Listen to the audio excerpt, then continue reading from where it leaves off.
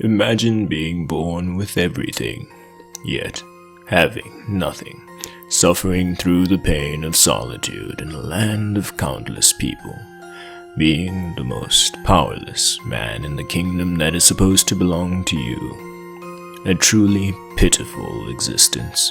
Such is our hero, Bojji, the first prince of his great kingdom, and the last person you'd ever want on the throne. What's cracking, guys? Samyuk607 here, throwing at you the fourth installment in my semi-annual anime recommendation series. And today we're going to be looking at the currently airing global sensation, Ranking of Kings. Beware, there will be slight spoilers and a few vague references to the opening episode, but nothing major enough to influence your viewing experience thereafter. Now, with that out of the way, let's begin. Premiering at the tail end of 2021 as part of the spring season, this Wit Studio adaptation of the manga by Toka Sosuke has carved out a home for itself and its cult of followers within the anime community. And you'd best be certain I'm a believer of the gospel, amen, hallelujah. Though the cartoon-esque art style and kiddie table protagonist may suggest otherwise, rest assured that the only Sunday morning cartoon this production resembles is, JoJo's Part 3, I guess. Ranking of Kings is a story set in a fantasy world ripe with magic and an assortment of otherworldly races that all coexist in ways most works of fiction would have you believe is impossible. From the age-old classics that are the Giants to the more unique Shadow Clan and whatever you expect me to believe this is, all the people scattered through the many kingdoms existed in peace. Until one day, when the Fire Nation attacked. Yeah? Oh. Is that so? Are you sure? Okay. Well, guys, I've just received word that I was reading the wrong script, so we'll have to backtrack a bit. As I was saying, barring a Russian march on Ukraine in the time it takes me to edit and upload this video, the world the story is set in is about as peaceful as ours. Though wars and battles still exist, few rulers choose to endanger their citizens so recklessly, instead prioritizing the prosperity of their lands, all for the sake of increasing their standing in the ranking of kings. It is this very ranking that motivates our protagonist Bojji.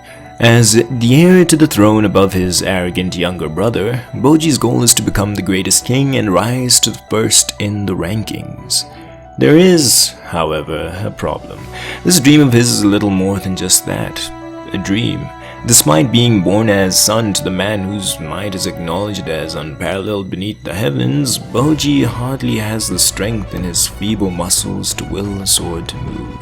With his father growing weaker with illness and approaching his death, how can he convince his people that he is better deserving of the throne than his brother who possesses the same strength their father used to build and protect their proud nation? How can he prove to the queen, the army, and all the state officials that he would lead them well? How can he prove it to himself and his father when he can't even speak? That's right, Bojji is mute, capable only of disjointed, unintelligible noises. Oh, and I forgot to mention, he can't hear either. Completely deaf from birth. In every way, the deck has been stacked against him, and the hand he's been dealt has left him with nothing. Sad, huh? For a guy who's spent all his life smiling, he has awfully little to be happy about, and funnily enough, I think that's why everyone who's watched even half an episode of Ranking of Kings has seen it all the way through. Episode 1. While out on a walk, Bojji is held at knife point by Kage, a thief from the Shadow Clan who robs him of everything down to the clothes on his back. He's forced to walk through the streets of the kingdom buck naked, enduring the judging glares of his subjects, and this is among the happiest days of his life. Following this, Kage becomes his sneaky link as he surrenders his belongings time and again to the shady criminal. You see, naive though he may be, Bojji understands precisely his situation and does nothing of it because Kage is special. He is the first quote-unquote person to ever understand him. What normally appears the touch of insanity is to Kage language that can be understood, and this is why Bojji turns not away from his antagonist. This is amazing because scenes like this define Ranking of Kings. The emotionally deep writing that plays at the empathy of the audience allows what would be a minor charity case of a character in most stories to be the lead of this. As the audience, we find ourselves cheering Bojji on as he persists towards his obviously unattainable goal, sharing in his few joys and many sorrows. I can't tell you the last time an anime had me wearing my heart on my sleeve, but for every minor accomplishment Bojji has, I kick and scream in excitement as the elation of seeing our little boy grow washes over me. Further yet, the highly developed cast of characters with clearly defined aspirations, motivations, and perspectives feel real. Everything feels real. The character writing is consistent and much of the cast is comprised of believable people. Actual human beings with flaws who communicate to clear up misunderstandings and have feelings that extend beyond the boundaries set by their archetypes. These are all things I ask out of a story, and though they may seem simple, so few manga and anime actually achieve this. Yes, I'm going to sound like a broken record, but believable character writing is a make-or-break factor in determining whether I like a story or not, and because I tend to make videos on stories that left an impact on me, this will tend to be a recurring theme on my channel. On that note, the characters are especially vital to the story's development because it is entirely by them that it is driven. Though Bojji may have a set goal, he has no direct way of working towards it, and thus the vast majority of the plot takes place as the result of individuals each pursuing their own interests, colluding and clashing with one another as they interact to form friends and foes. In making the protagonist the least imposing member of the cast, every other character becomes more noteworthy as if the lead of their own story instead of a cameo in that of Bojji, giving us the dynamic piece of work we've come to commend as a result. Ranking of Kings has all of that, and I haven't even brought up what I love about it the most: the exposition. Or in this case, the lack thereof. I don't know how many races there are, how many kingdoms exist, the layout of the world map, or even whether or not magic is a common thing. I wasn't even sure it existed at all through the first stretch of the series. Show, don't tell. What should be a simple guideline for engaging an audience in any form of storytelling, more so in a fantasy setting, is so often disregarded and overlooked that the few pieces of fiction that achieve this seem almost revolutionary, and this is no exception.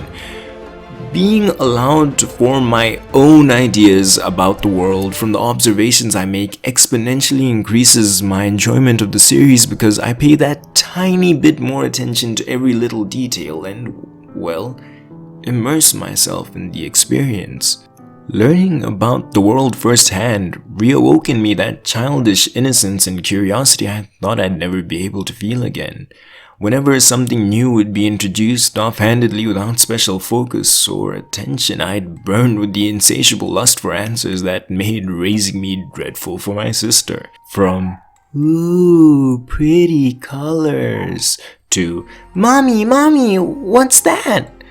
Being reminded of my previously long-forgotten infantile sentiments turned out to be the self-insert experience I needed much more than anything I could get from Birito Hondakawa Suzuyota and the endless stream of isekai anime we continue to get despite no one ever actually asking for. Small note, video production was greatly delayed because I've been behind on work for my day job and the script has thus suffered. 2 quick notes I wanted to add in though. First, the aesthetic of the entire show is marvelous, with an art style that complements the fantasy setting, story, and themes, to create a chemistry my high school teachers would claim I am unqualified to talk about. And second, the glorious sound design ripe with OSTs so well crafted, timed, framed, and integrated into the anime provided an additional medium through which Wood Studios sought successfully to tug at my heartstrings, and I mean, listen for a moment.